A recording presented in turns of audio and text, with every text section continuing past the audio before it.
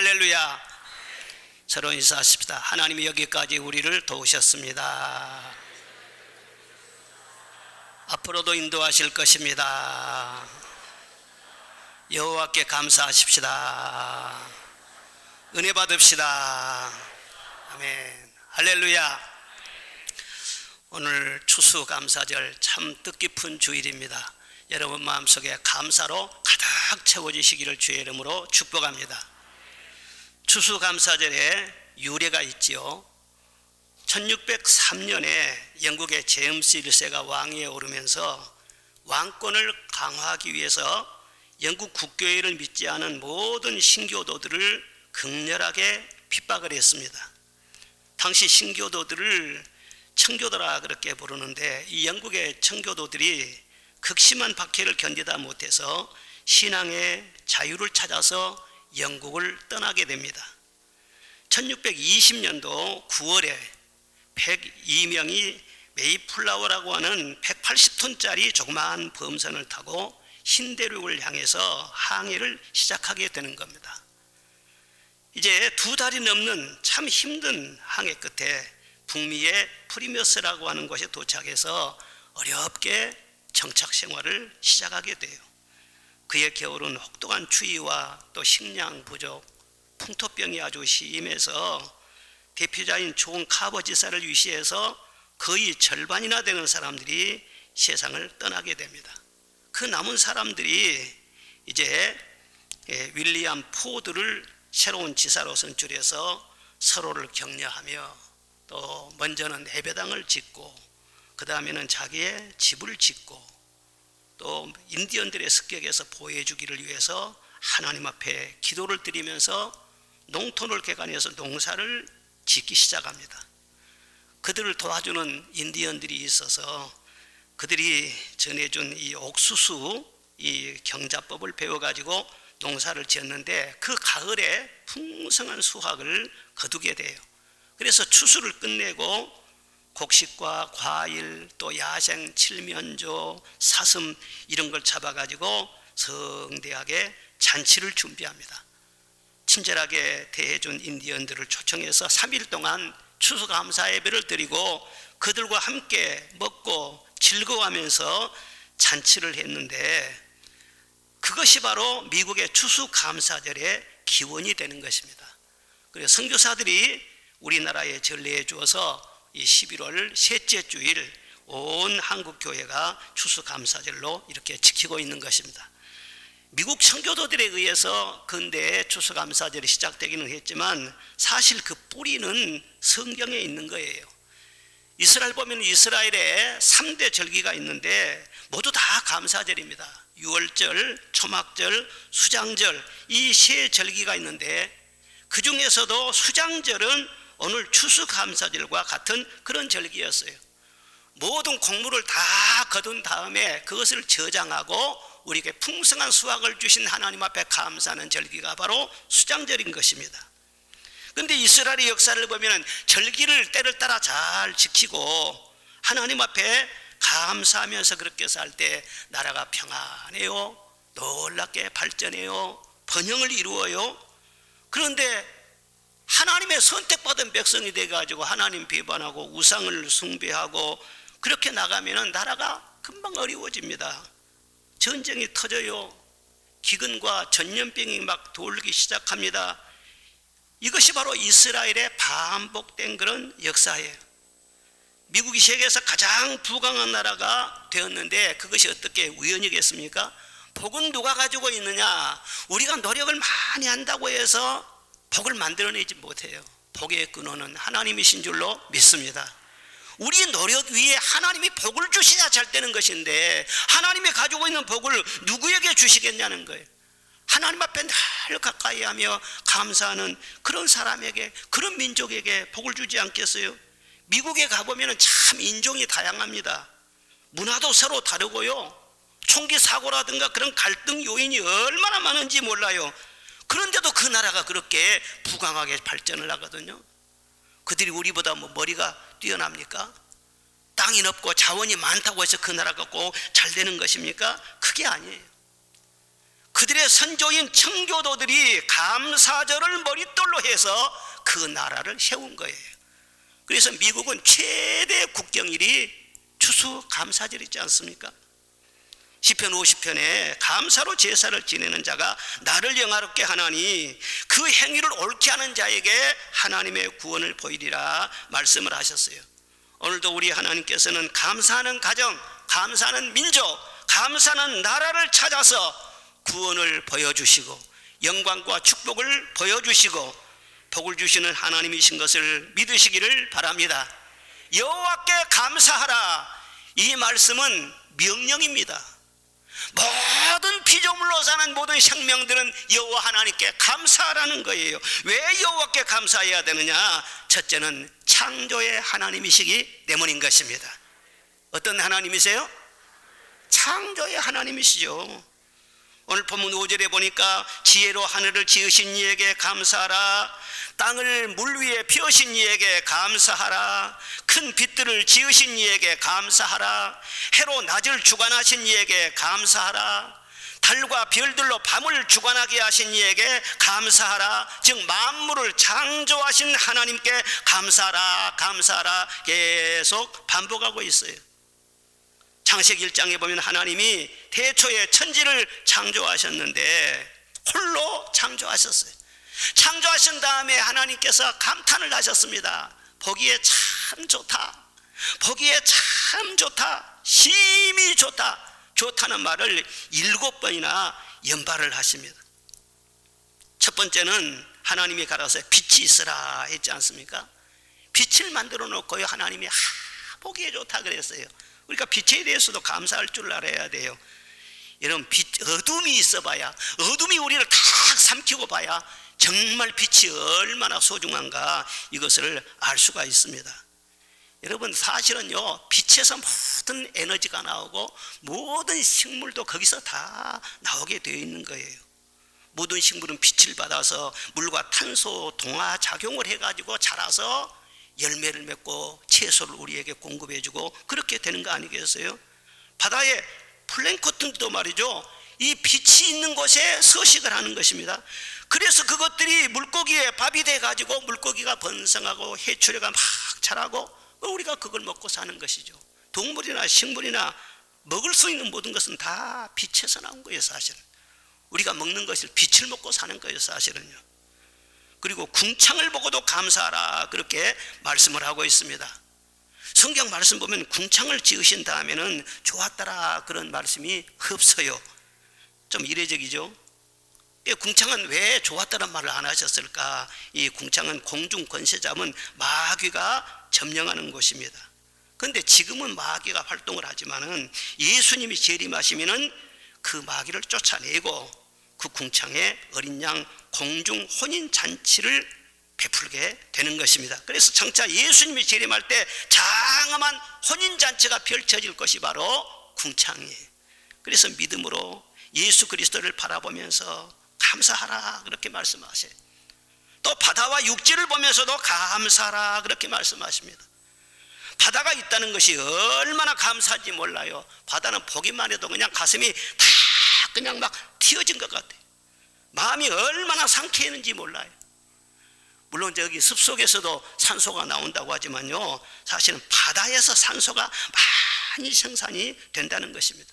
그리고 바다에서 나오는 수많은 해초와 그리고 또 어족, 물고기들, 그런 것을 우리가 먹으면서 건강을 유지하지 않습니까? 그리고 오대양에서 물동량이 끊임없이 움직여지면서 왕래를 빈번하게 할 수 있고 모든 문물의 풍족함을 누릴 수가 있고 또 온 세상에 강물이 얼마나 오염됐는지 몰라요. 그것이 다 바다로 흘러들어갑니다. 그런데 바다는 거대한 허파와 같아가지고 그 모든 오염된 것들을요 다 또 정화를 시키는 것입니다. 모든 것이 다 바다에서 좋아지고 바다에서 새로워지고 그래요. 이 바다를 주신 하나님 얼마나 감사해요. 또 육지는 말할 것도 없어요. 모든 수목과 모든 풀이 자라서 우리가 먹을 수 있는 오곡백과를 공급해주고 계절을 따라서 다 우리에게 식물을 공급해주고 이 전부 다 땅에서 나는 거 아니겠어요?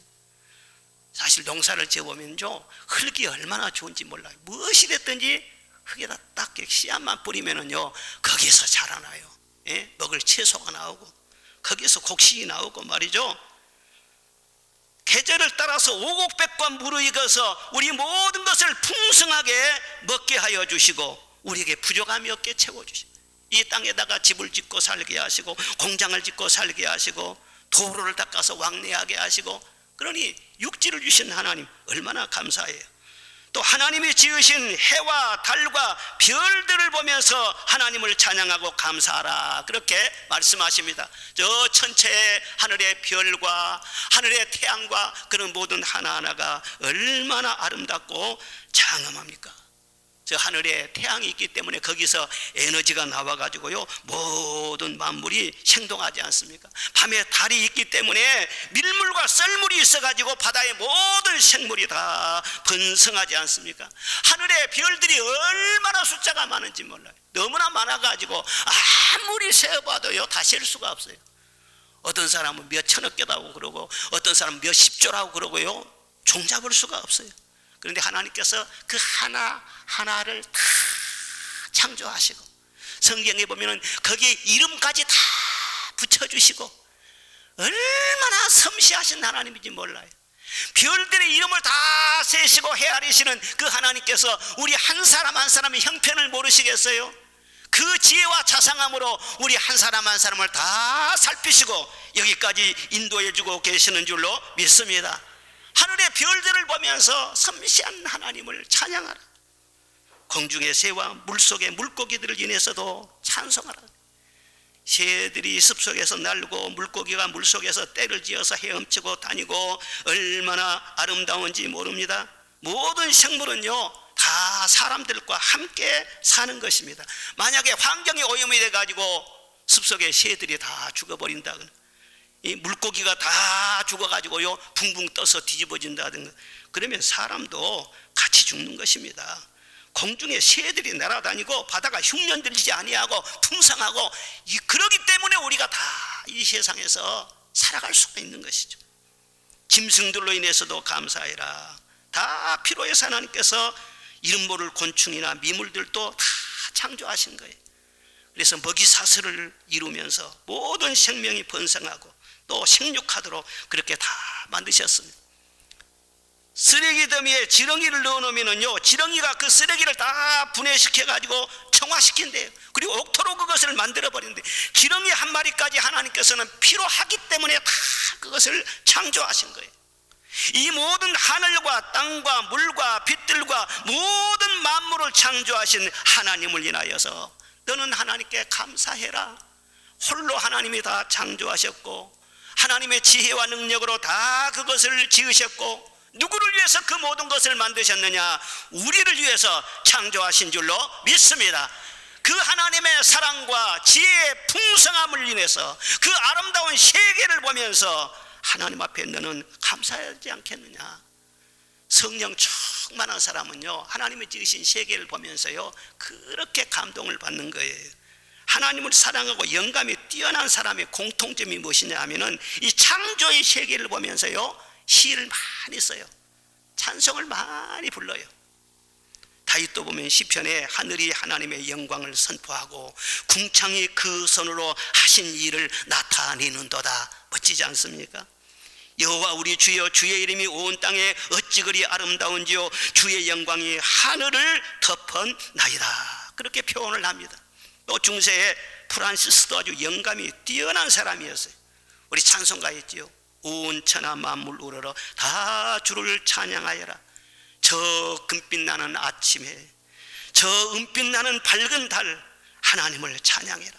힘차게 부는 바람아 떠가는 묘한 구름아 저 흘러가는 맑은 물이여 땅 위에 꽃과 열매들이여 주 영광 나타내어서 하나님을 찬양해라. 할렐루야 할렐루야 할렐루야. 성령 충만한 사람들은 하나님의 지으신 이 모든 세계를 보면서 그렇게 감동을 받는 거예요. 우리가 다 성령 충만 받아서 이 가을에 단풍을 보면서도 하나님의 솜씨가 정말 아름답다. 과일 하나를 먹으면서 야 하나님께서 이 맛있는 과일을 나에게 주셨구나. 감격할 줄 알고 찬양할 줄 알고 기뻐할 줄 아는 수준 높은 우리 모든 성도가 되시기를 주의 이름으로 축원합니다. 창조주 하나님께 감사하며 경배하는 것은 최고 수준의 삶을 사는 것을 의미하는 것입니다. 하나님을 알지 못해 보십시오. 그러면 고목 앞에서 절하고요, 큰 바위 앞에서도 절을 하고요, 태양신을 숭배하고 조상신을 숭배하고 그러는 거예요. 있지도 않은 조상신을요. 얼마나 미개한지 몰라요. 지금도 그런 나라들이 지구상에는 많이 있습니다. 그런 나라는요, 문화라든가 그 사람들의 무슨 과학이라든가 모든 것이 발전하지를 못하는 거예요. 그런데 하나님, 이 세상을 지으신 하나님을 경배하는 사람들에게 지혜도 팍 주시고 하나님의 권세도 더하여 주시고, 그래서 더 높이 높이 하나님을 찬양할 수 있도록 높으신 하나님께서 그들을 끌어올려 주시는 것을 볼 수가 있는 것입니다. 우리는 늘 찬송을 불러야 돼요. 주 하나님 지으신 모든 세계 내 마음속에 그리워볼 때 하늘의 별 울려 퍼지는 대성 주님의 권능 우주에 찬네. 좀 시인이 돼야 된다니까. 주님의 높고 다 같이요. 주님의 높고 위대하심을 내 영혼이 찬양하네. 주님의 높고 위대하심을 내 영혼이 찬양하네.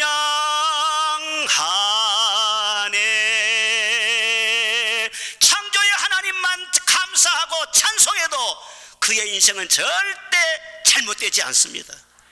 그리고 둘째로는요, 구원의 하나님이시기 때문에 찬송하라는 거예요. 어떤 하나님이라고요? 구원의 하나님이 10절 보니까 애굽의 장자를 치시고 강한 손과 피어신 팔로 구원하신 이에게 감사하라, 그렇게 말씀이 되어 있어요. 우리 하나님께서는 우리를 죄악 세상에서 구원해 주셨어요. 이스라엘 백성들이 애굽에서 출애굽을 할 때 자기의 힘과 능으로 외교적인 방법으로 전쟁을 치러 가지고 나온 것이 아닙니다. 절대 자기들의 힘으로는 빠져나올 수가 없습니다. 그런데 하나님의 강한 손과 피어신 팔로 400년 동안 종살이했던 이스라엘 민족을 다 빼내셨지 않습니까? 우리도 마찬가지예요. 우리가 죄악에 눌려 있습니다. 원수 마귀에게 잡혀 있습니다. 사망이 그들의 완전히 덮여 있습니다. 수천 년이 지나도 자기 스스로는 죄와 사망에서 마귀의 세력에서 절대로 벗어날 수가 없어요.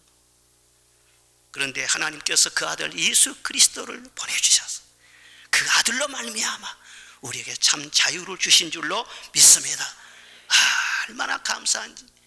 이 세상 모래알처럼 많은 사람이 있지만 우리 한 사람 한 사람을 선택하여 주셔서 너는 내 것이다, 내가 너를 지명하였다, 그리고 우리를 자녀로 삼아주신 거예요.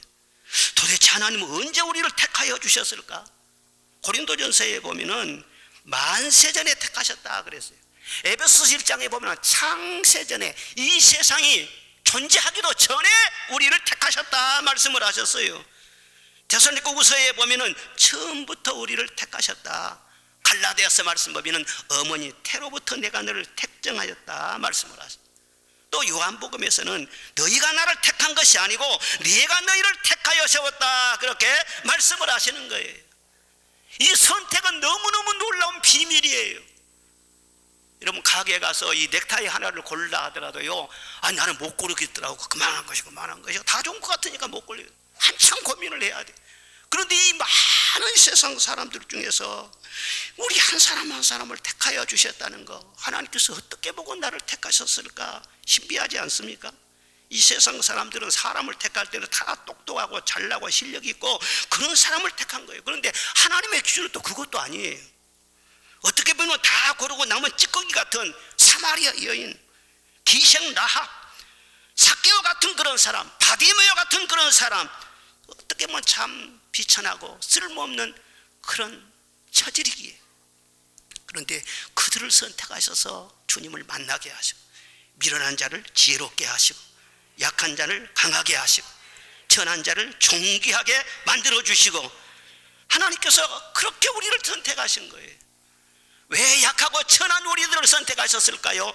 아무도 자기 자랑하지 못하게 하시고 하나님만 높이고 자랑하도록 그렇게 하신 줄로 믿습니다. 아, 하나님의 은혜로 있을 데 없는 자 왜 구속하여 주는지 난 알 수 없더라. 알 수가 없어요. 하나님의 신비한 그 비밀을 알 수가 없어. 오직 하나님의 사랑이지요, 하나님의 긍휼이지요. 사랑의 깊이가 얼마나 깊으면은 나 같은 죄인을 선택하여 주시고 자녀로 삼아 주시고 저는 주의 종으로까지 세워주셔가지고 이 시간도 말씀을 전하게 하시고, 저는 이 은혜만 생각하면은요 잠을 자다가도 깜짝 놀릴 정도예요. 하나님의 은혜다. 한량없는 하나님의 은혜다. 시편 32편에 보면 허물의 사함을 얻고 죄의 가리움을 받은 자는 복이 있도다 그랬어요. 죄의 가리움을 받은 사람, 우리 부끄러운 수치도 옷을 잘 입으면 가리워지잖아요. 죄를 가리워야 되는데 어떻게 하면 죄를 가리웁니까? 종교나 도덕으로 가리울 수가 없어요. 뭐 도를 닦거나 노력하고 수양한다고 해서 죄가 없어지는 것도 아니고 감춰지는 것도 아닙니다. 오직 예수님의 보혈로만이 나를 정결하게 씻어주시고 죄의 짐을 벗게 하여 주시고 죄의 저주에서 사망과 지옥과 형벌에서 우리를 자유케 해주시는 줄로 믿습니다. 우리 기독교의 기쁨과 감사는 죄 사함의 은혜에서 다 시작이 되는 것입니다. 우리가 죄 사함을 받았기 때문에 이 시간도 할렐루야 찬양도 하고 예배도 드리고 하는 것이지, 죄 사함 받지 못하는 가운데 뭐 기도를 하든지 감사를 하든지 봉사하든지 무슨 의미가 있습니까? 죄인이 하나님과 관계가 틀어져 있는데 아무리 봉사를 한다고 할지라도 그건 벌써 내 영혼에 유익이 없고 의미가 있을 수가 없는 거예요. 감옥에 갇혀 있는 사람은 시간도 내 시간이 아니고 몸도 내 몸이 아니에요. 아무리 그 사람이 돈이 많이 있을지라도 돈도 못 써요. 좋은 집이 있고 집에 좋은 예쁜 이 아내가 있을지라도 함께 살 수가 없어요. 이와 같이 하나님 앞에서 죄 사함을 받지 못한 사람은 하늘 아래 어디에서 살든지 마음에 참 평안과 자유가 없는 것입니다. 스스로 축하일을 정하고 즐거워하면서 케이크도 자르고 자축하고 그렇지요. 결혼기념일이다, 오늘 우리 생일이다 그렇게 한다고 하지만 아무리 케이크를 자른다고 할지라도 그 속에 참 기쁨은 죄에 눌려있는 이상 있을 수가 없는 거예요. 지금 민주주의를 잘 한다고 저 북구 유럽을 봐봐요. 덴마크라든가 뭐 핀란드라든가 스웨덴, 그런 나라를 보면 얼마나 좋은지 모릅니다. 그 나라는 요람에서 무덤까지 복지가 잘 되어 있어요. 초등학교에서부터 시작해서 대학교까지 무상으로 다 공부를 시켜주는 거예요.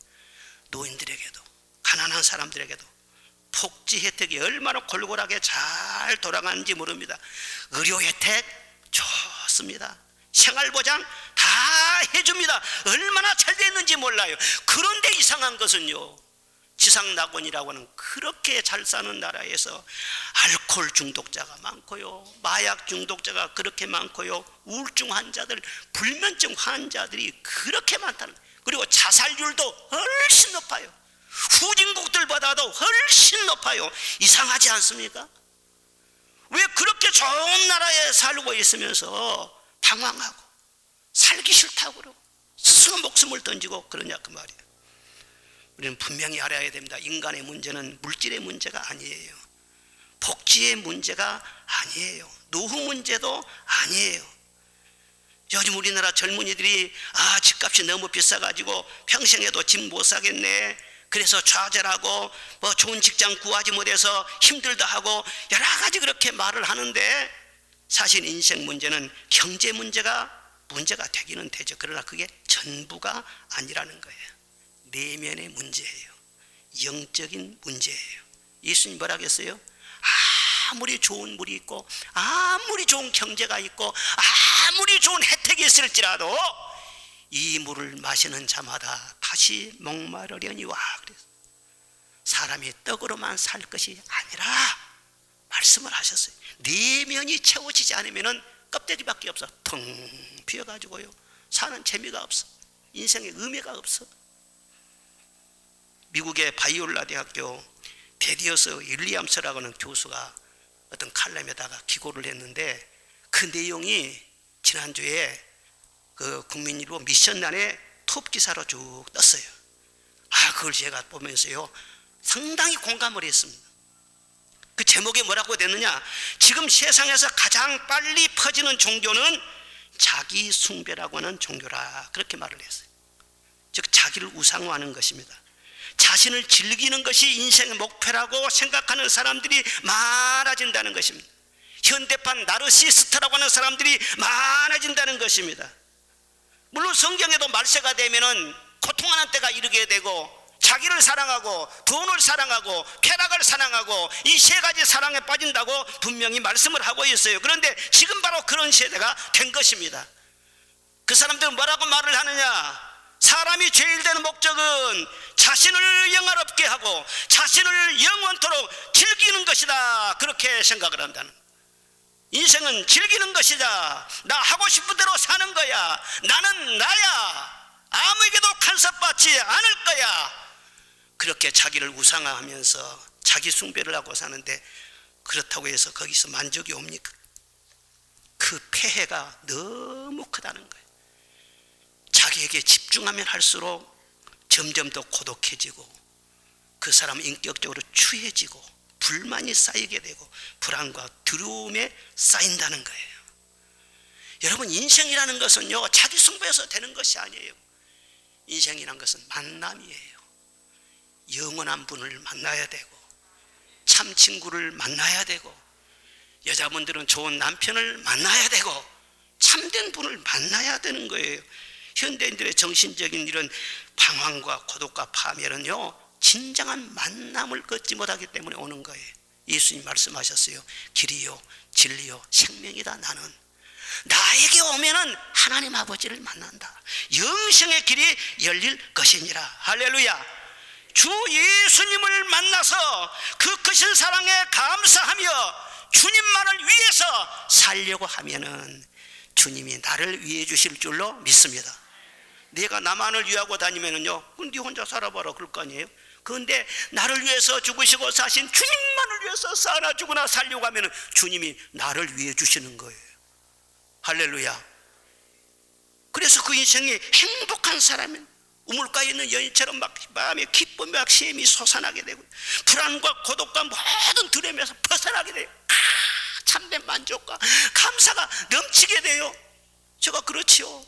내가 주님으로 말미암아 내 안에 주님께서 마음의 기쁨을 충만히 주시니까, 생수의 강이 흘러 넘치게 하시니까 뭐 때마다 감사하지. 주 예수 내 맘에 들어와 계신 후 변하여 새 사람 되고, 내가 늘 바라던 참빛을 찾음도 주 예수 내 맘에 오신 주 예수, 같이 좀 불러봅시다. 내 맘에 오신 주 예수 내 맘에 오신, 물밀듯 내 맘에 기쁨이 넘치는 주 예수 내 맘에 오심. 예수님 만나면 방황이 끝나는 것입니다. 예수님 내 마음에 오시면 내 속에서 생수의 강이 솟아오르게 될 줄로 믿습니다. 다시는 목마르지 않습니다. 감사가 넘칩니다. 기쁨이 충만합니다. 저는 예수님이 얼마나 좋은지 몰라요. 인생 살아보니까요 다 별거 아니에요. 예수님이 최고예요. 내가 살아있는 것도 예수님의 은혜예요. 언제 이 생을 마감할지 모르지만 그 순간이 온다 할지라도 두려움 하나도 없어. 이만큼도 없어. 영원히 주와 함께 거하기 때문에. 그런데 이렇게 큰 은혜를 받은 우리가 어떻게 살아야 되겠어요? 은혜는 공짜라고 했죠. 그저 값없이 준다고 말씀했죠. 그래서 공짜구나, 이제 구원받았으니까 됐네, 그렇게 사는 것이 아니라는 거예요. 아무리 은혜로 구원받았을지라도 빚은 빚이에요. 구원의 빚을 졌고 은혜의 빚을 졌고 사랑의 빚진 자예요. 빚은 갚아야 돼요. 무엇으로 갚아야 됩니까? 돈으로 갚으란 말이 아니에요. 돈 10,000,000금을 갖다 준다 할지라도 못 갚아요. 그거 가지고 몸으로 갚으란 말도 아니고 노동으로 갚으란 말도 아니란 말이에요. 한 가지로 갚은 거예요. 뭘로 갚아야 돼요? 감사로 갚으라는 거예요. 여러분 평생 감사하며 살아가는 거예요. 왜? 우리는 너무너무 큰 은혜를 받았어. 평생 갚아도 갚지 못할 그 은혜를 받았으니 평생 두고두고 그 은혜를 생각하여서 감사합니다, 감사합니다, 그런 중심으로 살라는 거예요. 그럼 어떻게 해요? 하나님께서 오냐 알았다 받기만 하는 것이 아니라 은혜를 더 주시네요. 성령을 더 주시네요. 더 감사거리를 막 주시네요. 그래서 우리의 삶에 차고 넘치게 하시고 충만하게 하시는 줄로 믿습니다. 그런데 전혀 감사할 줄 모르고 그냥 살아간다, 무엇이든지 감사가 빠져버리면요 이상해요. 은혜가 점점 말라져요. 큰 은혜를 받으면서도요 그것이 귀한 줄을 몰라요. 그 은혜로 말미암아 기뻐할 줄도 몰라요. 그 예수의 이름으로 권세를 행사할 수도 없어요. 마귀 하나를 쫓을 수도 없어요. 그러니 평생 갚아도 갚지 못할 은혜 받은 우리는 한 가지 하나님께서 요구하신 거예요. 그 한 가지를 차려서 100가지 1000가지의 복을 받는 것이 우리 그리스도인들이에요. 그 한 가지가 무엇이냐? 감사라는 거예요. 아멘. 우리가 그렇잖아요. 교회 안에서 아무리 뭘 잘해도 말이죠, 불평하고 원망한 그런 사람들은요 안 반가워요. 안 반가워요. 차라리 그 일 하지 말고 네 불평 샤트마우스 입 좀 다물라는 거예요. 감사함으로 예배도 드려야 되고 감사함으로 봉사도 해야 되고, 그걸 하나님께서 원하시는 거예요. 우리가 아무리 거룩하게 살고 봉사를 하고 하나님 앞에 헌금 많이 드리고 한다 할지라도 은혜를 다 갚을 수도 없고요, 하나님의 기준에 미치지를 못해. 그리고 뛰는 놈 위에 나는 놈이 있다고요 다른 사람하고 비교하면 항상 부족해. 아무리 해도 부족해. 그런데 무엇으로 하나님 마음을 채워드리고 감격하게 할 수 있는가? 다른 거 없어요. 감사예요. 아무리 부족해 과부처럼 2랩 돈을 가지고 와서 하나님 앞에 예물을 드리면서도 하나님 감사합니다 그래 보십시오. 그럼 하나님 마음이 가득 채워지시는 거예요. 됐다, 내가 너를 사랑한다. 그 감사 속에 사는 것이 우리 그리스도인들이고, 그 안에서 인생 문제는 다 해결돼요. 하나님이 들어가지고 해결되지 못할 것이 하나도 없어요. 이 감사절을 통해서 여러분 혹시 잃어버렸던 감사가 있다면 다시 다 회복하시기를 바랍니다. 마지막 3번째로는 인도하여 주신 하나님께 감사라. 뭐 해주신요? 인도해 주신 하나님께 감사라. 오늘 11절에 보니까 이스라엘을 그들 중에서 인도하여 내신 이에게 감사하라 그렇게 말씀하셨어요. 금년 한 해 동안에도 여기까지 우리를 인도해 주신 줄로 믿습니다. 50세가 됐습니까? 50년 동안 인도해 주셨어요. 70세가 됐습니까? 70세 동안 인도하셨어요. 80이 되시면 80년 동안 한순간도 눈을 떼지 아니하시고 하나님께서 인도해 주셔서 오늘 여기에 이른 줄로 믿습니다. 선한 목자가 되셔서 어려운 일들은 다 감당하게 하시고요, 위험한 길은 다 피하게 하여 주시고요, 얼마나 잘 인도해 주셨는지. 우리 가정도 지켜주시고요, 고통사고도 면하게 하시고요, 건강도 지켜주시고요. 사람이 조심조심 산다고 해서 안전한 것이 아니에요. 뭐 건강요 꼭 비타민을 먹고 운동을 하고 그래서만 건강이 확실하게 보장된 것이 아니에요. 하나님이 건강도 주시는 줄로 믿습니다. 잘났다고 예쁘다고 많이 배웠다고 행복한 것만도 아니에요. 하나님이 행복도 주시는 줄로 믿습니다. 늘 하나님께서 우리를 인도하시고 세밀하게 보호하시고 함께 해주시고 그래서 여기까지 우리가 왔지 않습니까? 앞으로도 그렇습니다. 우리는 미래를 몰라요. 내일 일은 난 몰라요. 하루하루 살아 내일 일을 모르는 거예요. 그러나 하나님은 아십니다. 우리 10년 다음으로 아시고 20년 다음으로 아시고 미래를 정확하게 아시는 거예요. 저는 그런 걸 경험합니다. 내가 10대 때요, 10대 하나님 앞에 빠져가지고 열심히 교회를 다니면서 교회 종을 치면서 열심히 성경 공부하고 그럴 때 말이죠, 하나님은 내 20대와 30대를 다 준비하셨어요. 깜짝 놀라요. 언제 하나님께서 이렇게 길을 내놓으셨지? 20대 하나님을 잘 섬기면요 30대 40대를 위해서 하나님 미리서 준비하십니다. 신혼 때 하나님을 잘 섬기면요 자녀들을 낳고 그 자녀들을 기를 것 10년 20년 후에까지 미리서 준비시키는 거예요. 그래서 하나님은 여호와 이레세요. 여기까지 도우시는 에베네셀 하나님뿐만 아니라 우리의 미래를 다 책임지신다.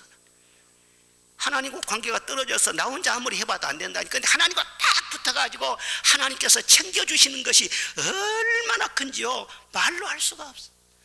사람들은 다 변해요. 때가 되면 떠나가요. 부모, 형제도, 자녀들도, 친구들도 다 떠나가요. 그런데 우리 하나님은 한 번 우리와 함께 하시면 변함이 없는 줄로 믿습니다.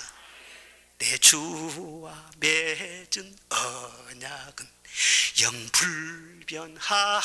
영불변하시니 그 나라 가기까지는 늘 보호하시네. 아멘. 하나님이 보호하시니까 얼마나 안전합니까? 하나님이 함께 하셔서 모든 사정을 다 아세요. 우리가 연약한 것도 아시고, 우리의 삶의 피로도 아시고, 우리 노후도 아시고, 우리 죽음도 아시고, 이 땅을 떠날 때 그 다음 길까지 하나님은 다 아세요. 그래서 미리서 준비하시고 인도해 주시고 우리에게 필요한 것을 공급하여 주시고, 할렐루야. 그 인도해 주신 하나님 앞에 감사하지 않겠냐. 오늘 그 말씀이에요. 그러니까 명령으로 감사해라, 감사해라, 그렇게 말씀해요. 신들 중에 뛰어난 신께 감사해라, 주들 중에 뛰어난 주께 감사하라, 감사하라, 감사하라. 26번이나 감사하라는 말씀을 강조하고 있습니다. 그 어떤 말씀도 이처럼 강조한 말씀이 없어요. 왜 그러냐? 감사는 아무리 강조해도 지나치지 않을 정도로 중요하기 때문에 끊임없이 강조하시는 말씀이에요. 시편에서 말씀합니다. 호흡이 있는 자마다 여호와를 찬송할지어다. 여러분이 숨이 떨어지는 그 순간까지 찬송하고 감사하며 사시기를 바랍니다. 마지막 주님께서 내 호흡을 마감하게 하실 때 무슨 말하고 주님 앞에 갈 것입니까? 주님 감사해요. 이 한마디면 족한 거예요. 그러면 주님께서 영생의 길로 우리를 인도하시지 않겠어요? 느헤미야 8장에 보면 여호와를 기뻐하는 것이 너희의 힘이니라 말씀하셨어요. 우리의 힘이 어디서 오는 것입니까? 체력이 힘이 아니에요. 돈만이 힘이 아니라는 거예요. 하나님을 기뻐하고 찬양하고 감사하고 그러면 하나님과 딱 하나가 되는 줄로 믿습니다. 그러니까 힘이 오는 것이죠. 하나님이 함께하는 것이 힘이지 않겠어요? 늘 감사하면은요, 우리 체내에 엄청난 변화가 일어나요. 사람 몸속에는 호르몬 종류가 한 50가지나 된답니다. 그런데 그 중에서 엔돌핀 여러분이 잘 알지 않습니까? 이 호르몬은요, 우리 내 속에서 만들어진, 내 속에서. 그런데 이 엔돌핀이 만들어져 가지고 우리 몸에 전달되면은요, 몸에 건강도 주고요, 막 지혜도 팍팍 생기고 되고요, 그리고 나 있는 병도 고침을 받게 되고요. 그 몸에 있는 특별히 무슨 심장병이나 고혈압이나 동맥경화나 이런 것들의 엔돌핀의 영향이 엄청나다는 거예요. 이 엔돌핀의 영향이 아편에 10배 이상 효과가 있대요. 그렇게 웬만히 병들 그러면 엔돌핀 있으면 팍팍 병이 다 낫는다는 거예요. 졸리고 막 힘들고 막 그러다가도 그냥 엔돌핀이 확 솟아나면은요, 그냥 다 그것이 개운해지거든요. 좋아지고 그런다는 거예요. 그런데 이 엔돌핀이 언제 생산이 되느냐? 내 속에서 생산된다고 했잖아요. 내 속에서요. 그런데 생각을 확 전환할 때, 생각을 긍정적인 방향으로 확 바꿀 때 이 내 속에서부터 딱 전달이 돼가지고 엔돌핀이 막 생성이 된다는 거예요. 우리가 그걸 경험을 많이 해보잖아요. 오늘 교회에 왔는데 감사제를 하게도 아이고 좀 몸이 좀 찌뿌둥하고 조금 그러네. 그런데 찬송 부르고 하나님 말씀을 들으면서 내 생각이 바꿔져. 그럼 어떻게 돼요? 기쁨이 솟아나죠. 그때 엔돌핀이 나가는 거예요. 그때 할렐루야. 그래서 병이 낫고 말이죠, 내 심신을 다 새롭게 보링을 시켜준다는 거예요. 생각을 바꾸라는 거예요. 하나님의 생각을 바꾸라는 거예요. 그런데 엔돌핀보다도요 훨씬 센 호르몬이 있어요. 다이돌핀이라고 그러는데 그것은 엔돌핀보다도 4000배 이상 능력이 아주 뛰어나대요. 그것도 역시 긍정적인 생각을 할 때, 적극적인 생각을 할 때 그게 생산이 되고요. 특별히 영적인 신비 체험을 할 때 하나님의 큰 은혜에 감격해서 막 눈물을 펑펑 흘리든지 막 기쁨이 충만해서 막 찬송을 하든지 감사를 하든지 그럴 때 이 체내에서 말이죠, 이 다이돌핀이 막 생산이 된다는 거예요. 오늘 저기 찬양 집회할 때 성령의 기름 부으심이 충만하기를 바랍니다. 이럴 때 막 다이돌핀이 확 형성이 되는 거예요. 얼마나 놀랍습니까? 무슨 영양식하고 비교가 되겠어요? 닌겔 맞는 거라고 비교가 되겠어요? 여러분, 우리가 은혜 받으면 병도 낫고, 은혜 받으면 지혜도 떠오르고, 은혜 받으면 모든 것이 형통하고, 은혜 받으면 원수마귀가 떠나가고, 다 그런다는 것을 말씀으로 듣고 있는데, 현대의학에서도 과학에서도 이렇게 지금 증명이 되지 않냐 그 말이에요. 지금도 여러분 추수감사절날 찬송하고 말씀을 듣는 가운데 다이돌핀이 지금 생산이 되는 사람이 엄청나게 많아요. 돈 내놔요. 다이돌핀 받았으니까. 돈이 문제가 아니라 하나님은 감사를 요구하신 줄로 믿습니다. 따라합시다. 주님 감사합니다. 주님 덕분입니다. 우리가 예수님 만나지 못했으면 어떻게 이런 은혜를 받았냐고. 절간에 앉아있으면 쓰다고 있으면 그게 다이돌핀이 생기냐는 말이에요. 점점 더 따분해지기만 하지. 예? 어떤 상황에서도 감사하려고 작정만 하면 감사거리는 엄청나게 많아져요. 이 추수감사절날은요, 이 절기 아닙니까? 그러니까 장마 비와 같이 말이죠, 감사가 충만한 절기가 추수감사절이에요. 그렇죠? 좀 감사 좀 많이 하세요. 저는 이 앞에 있는 이 장식을 보면서도 참 감사하다. 꽃을 보면 아름답고, 이게 열매 하나하나를 보면 얼마나 풍성하고 아름답고, 찬송가 우리 찬양대 이 감사절날 비수곡도 못하게 하고 찬송가였으면 한다고 그래서 참 이게 궁한 거예요. 레파토리가 궁한 거예요. 그런데 어떻게 찬송할까? 그런데 오늘 찬송 들으니까 그냥 내가 다이돌핀이 막 생겨나고 그냥 엄청나게 그냥 막 감동이 되네요. 성가대 주신 것도 감사하고, 옆에서 예배 드린 것만도 감사해요. 아무도 없이 여러분 혼자 예배 드린다고 해봤어요. 은혜가 되겠어요? 저는 여러분들이 같이 예배 드린 것이 얼마나 감사한지. 할렐루야. 내가 건강해서 주의 종이로서 말씀을 전하게 한 것이 얼마나 감사한지. 죽음의 위기가 있었지만 그걸 하나님께서 다 넘어가게 하시고 생명을 지켜주시니 얼마나 감사한지. 화목한 가정을 주셔서 얼마나 감사한지. 아유, 교회 올 때 자동차 주신 것도 감사하세요. 자, 서호동에서 아침 일찍부터 펜토차 갖고 출발하고 그러면 얼마나 힘들겠어요. 자동차 타가지고 10분 만에 부르릉 바로 와버리네. 자동차 신 것도 감사하고, 저는 가만히 오면서 주차장 보면서도 감사해요. 아이고, 이렇게 넓은 주차장 주셔서 얼마나 감사한지. 할렐루야. 아플 때 병원 주셔서 감사하고, 배고플 때 식당 주신 것도 감사하고.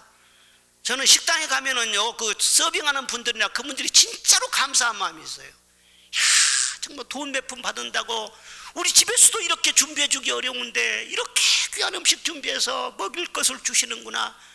내 돈 가지고 먹는다고 말이죠, 아무 소리 안 하고 말이죠, 그렇게 하는 것이 아니에요. 감사합니다. 감사합니다. 그렇게 하면은 어디가 덧납니까? 좋은 나라에 살고 있는 것도 감사하시기를 바랍니다. 똑같은 한민족이만 만약에 여러분들이 북한에서 태가지고요 평안도에서 함경도에서 산다고 하면 생각을 해보세요. 종교의 자유가 있겠는가? 감사절을 지킬 수가 있겠는가? 북한 김정은 국방위원장이 세계 최악의 기독교 박해자라고 유엔에서 발표를 했어요. 10년 넘게 최악의 이 박해자라는, 성경만 보면 바로 죽이는 거예요. 그냥 어휴, 생각만 해도 끔찍해요. 이 자유 대한민국에서 이렇게 신앙 지키면서 추수감사를 지키면서 내가 성경 보고 찬송한다고 누가 나를 잡아갑니까? 이 아름다운 나라의 산 게 얼마나 감사한지. 나는 요즘 여수에서 산 것이 난 너무나 감사해. 왜? 나는 잘 몰랐어요. 그런데 여수 좋다는 사람이 그렇게 많네. 목사님, 여수가 좋네요. 여수가 좋네요. 뭐가 좋으면 장어탕이 맛있네요. 게장이 맛있네요. 게장 사달라는 말인가? 하여튼 그렇게 막 좋다는 말을 많이 해. 하나하나 생각해 보면은요, 감사할 거리가 차고 넘치는 거예요. 골로새서 말씀을 보면은 믿음에 굳게 서서 감사함을 넘치게 하라 말씀을 하세요. 인생하게 찔끔찔끔 하지 말고 풍성하게 하시기를 바랍니다. 마음으로 먼저 감사를 품어야 돼요. 이 마음속에 감사가 가득 차 있으면은요, 나도 모르는 사이에 얼굴 빛에서도 그러고 몸속에서도 그러고 몸짓 하나하나 한 것도요 감사가 막 넘치지 않겠어요? 말할 때도 감사의 말을 하시기를 바랍니다. 늘 감사를 표현하세요. 우리가 어떤 어려움이 있을지라도 감사하면은요 일단 천국의 문이 열려져요. 그래서 악의선으로 바뀌어지게 되는 것입니다. 그런데 불평을 하게 되면은요 마귀가 자꾸 틈을 탄다니까요. 이스라엘 백성들이 광야에서 그렇게 오랫동안 있으면서도 무슨 불뱀에 물리거나 그런 적이 별로 없습니다. 원래 이 광야 그런 모래밭에는요 독충들이 서식을 해요. 불뱀이 어디나 있는 거예요. 그런데 하나님이 막아주신 거예요. 그래서 물리지 않도록. 그런데 편하게 잘 지내다가 하나님께서 구름기둥으로 인도하시는데 자기들 마음에 안 맞아요. 이렇게 좋은 길이 있고 이렇게 지름길이 있는데 왜 하나님께서 뺑뺑 돌려가지고 이상한 데로 우리를 끌고 다니냐는 거예요. 참 마음에 안 맞네, 이상하네. 그리고 모세를 막 원망해요. 원망이 막 퍼졌어요.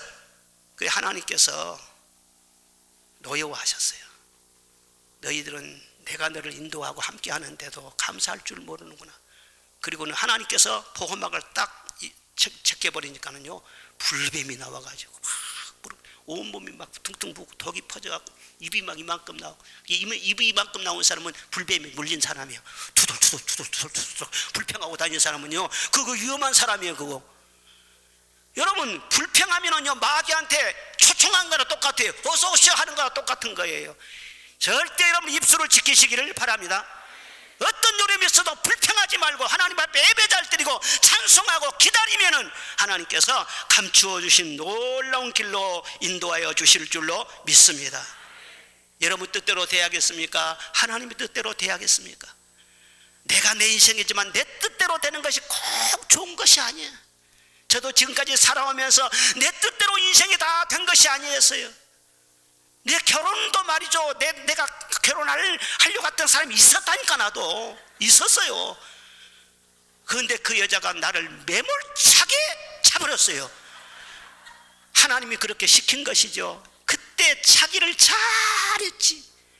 내가 그 사람 만났으면 내 신세가 어떻게 될 뻔했어. 내 뜻대로가 아니라 하나님 뜻대로 결혼하니까 내가 이렇게 복받고 잘 사는데, 목회도 말이죠. 내가 여천 여기에서 말이 개척하려고 생각도 안 했어요. 소락교에 있을 때나 광주로 가려고 했다니까. 광주로. 그런데 하나님께서 다 이렇게 준비하셔서 나를 몰아붙이는 거예요. 그냥 못 견디도록 몰아붙이는 거예요. 아이고 여수에서 개척하고 목회하기를 너무너무 잘했지. 그렇습니다. 우리가 하나님의 은혜를 절대로 떠나지 말고, 감사를 떠나지 말고, 예배를 떠나지 말고 하나님 잘 지키는데 내 뜻대로 잘 안 풀린다. 하나님의 뜻이 있어요. 절대로 실망하지 마시기를 바랍니다. 그리고 기도할 때도 감사하십시오. 부모 형제에게도 감사하십시오. 자녀들에게도 감사하십시오. 잘 될 때도 감사하십시오. 어려워도 감사하십시오. 어려울 때 잘 감사하면은요 거기에서 일으켜 주시는 거예요. 잘 될 때 감사하면은 교만의 함정에 빠지지 않도록 붙들어 주시는 거예요. 그래서 롱런을 하게 하시는 것입니다. 일본의 신학자 우찌무로 간조는 말했어요. 아무리 이해가 깊고 열심히 뛰어난 행동을 한다고 하더라도 하나님께 대한 깊은 감사가 없다면 생명 넘치는 신앙생활은 불가능하다 그랬습니다. 사랑하는 여러분, 감사가 인생의 답입니다. 창조하시고 구원하시고 인도해 주신 하나님의 은혜를 기억하면서 늘 범사에 감사하며 살면은 하나님께서 여러분의 인생에 개입하여 주셔서 여러분의 삶을 격상을 시켜주시고 삶의 질이 차원 높도록 하나님께서 축복하실 줄로 믿습니다.